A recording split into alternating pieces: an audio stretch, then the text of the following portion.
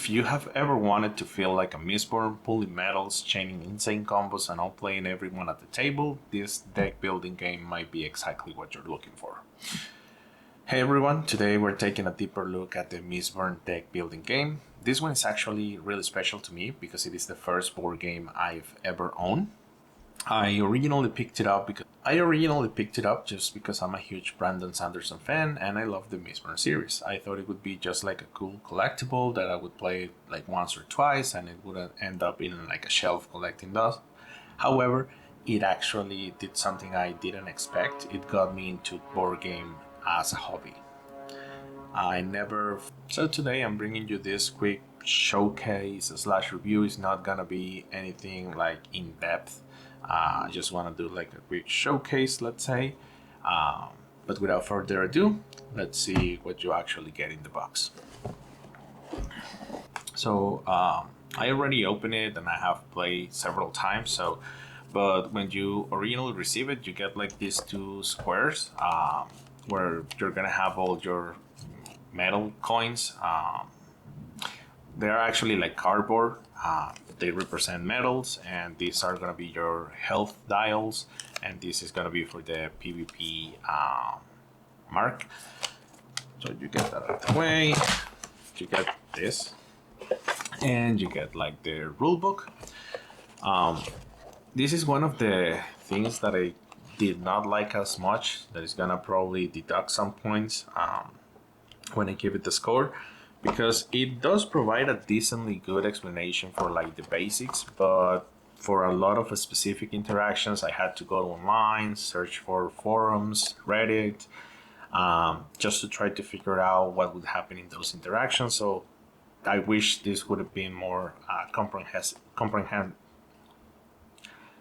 I wish this would have been more comprehensive. This is how I have it stored. Here we have the training path. You get one for each of your playable characters. We're gonna look a bit more into them in a moment. Here I have the character and the missions. These are the mission tracks. And here is the mark for when you're playing PvP.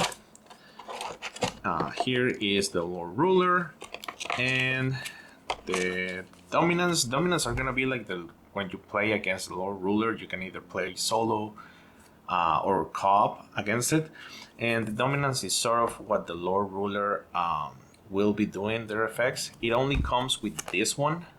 And in my personal opinion, it is really hard. But they also have these ones. This one is like an intro level, standard. They are all double-sided. They have hard and stream. These are official dominance that they put out after they release the game, and I will leave the link in the description below. You can either print and play them. You can either print them and use them for free. They give you that option, or you can pay, I believe it's like $1 or $2 to get like the physical versions, which is something. And I think this was like a great idea, adding more, because it adds variety and different levels of challenge, because just having the one was kind of repetitive and it was really hard. Again, maybe I'm too new at these boarding games, but by what I've seen online, people also found it kind of hard. Moving from there, here I have the character decks. They are all the same in the way that you get the same 4 action cards, let's say, for all. It's just that in here you're gonna get the name of the character, so you can have them, separate them. So this is gonna be one of the cards, 2, 3, 4, and then you get 6 of this for each character, right? That are gonna be your coins, so you can buy upgrades at the market for your deck. This is the market deck. As you can see, it has a lot of cards.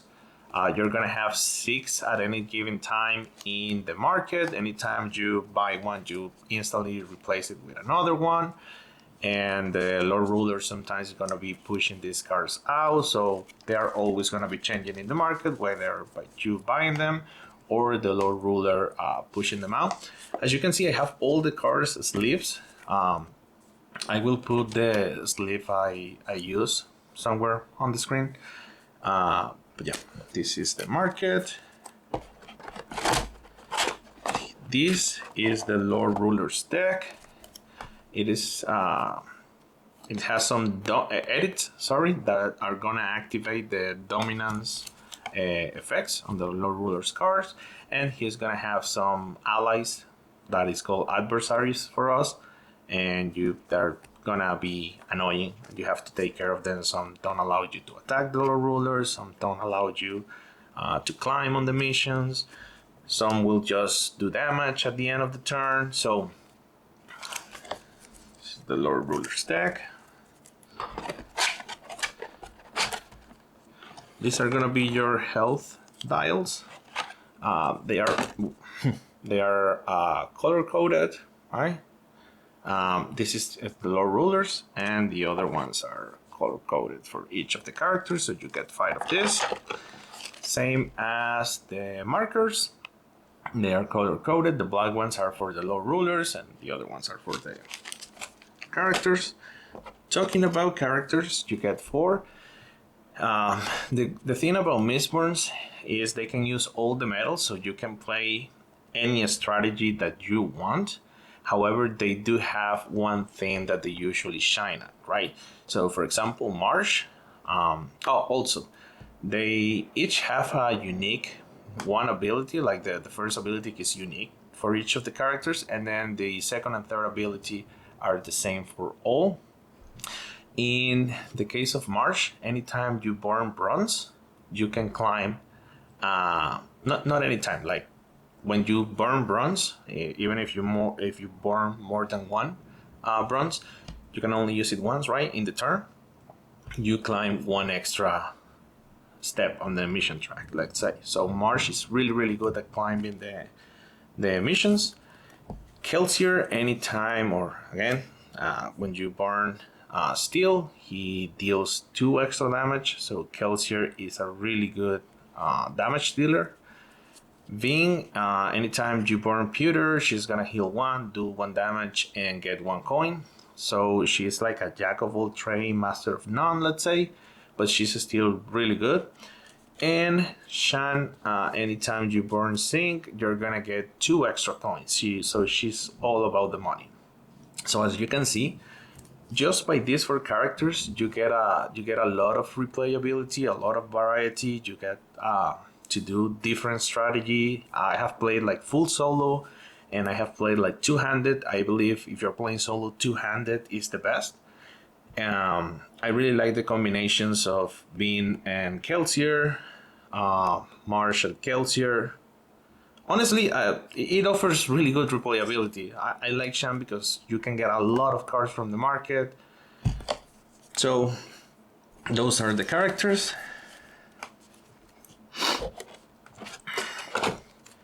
Okay, moving to the missions. These are really important. You're gonna, at the start of the game, you're gonna get 3 at random, right? And they are really important because you need to get to the last stage on all 3 missions, because all the Lord Ruler's edits, they say the Lord Ruler heals 10 for every mission that you haven't reached the top on. So one of the most important things is reaching the top on all the 3 missions that you're gonna get. Again, they're gonna be a random, because the Lord Ruler is gonna be healing the 10 health points for each mission you're not on the top. So if you haven't reached any of the missions, he's gonna heal 30, and his max life is 48. So it's a lot. It doesn't come with dice. I just added some dice just in case, and I use them to mark when I have some extra money to see how much money I have. And now we're gonna be looking at the training and at the medals. Just a moment. Okay, now we're gonna be looking at the training system and the medals. Each of you can get 8 medals, right? So it's gonna be pewter, tin, bronze, copper, zinc, brass, steel, iron, and steel. So how it works, right?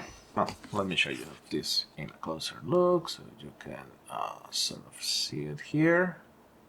This is gonna be your training board, right? Okay.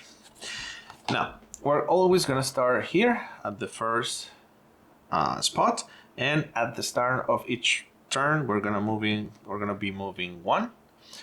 So these icons, the little flames with the +1, means how many metals we can burn each turn. So at the beginning, we're only going to be able to burn one metal the regular way. We can always flare, and by flare, it means turning it upside down. It means like we push hard, and we cannot use that metal anymore until we unflare it. I will show you how in a moment.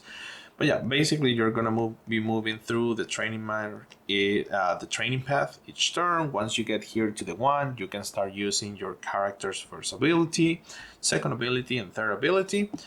At these 2 points, you're gonna get 1 Atium coin.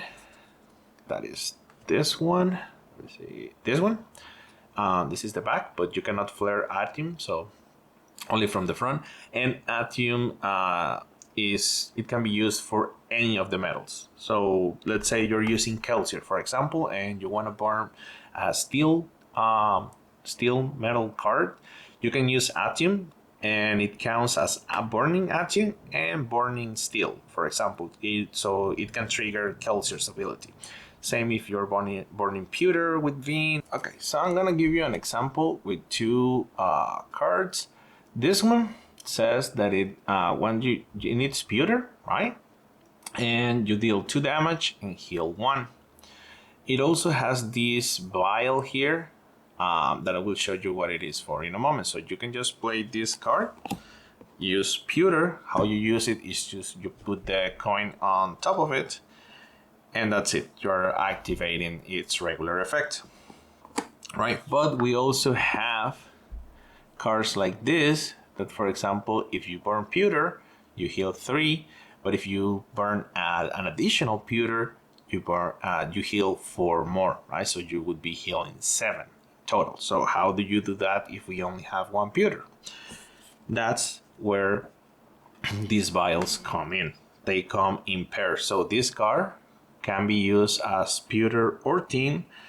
The bronze cards can be used bronze or copper, zinc, and brass, iron, and steel. So for example, if I want to use these cards that I showed you with the 2 effects, I would use 1 pewter, right? So I'm healing 3, and then I would put this card under it.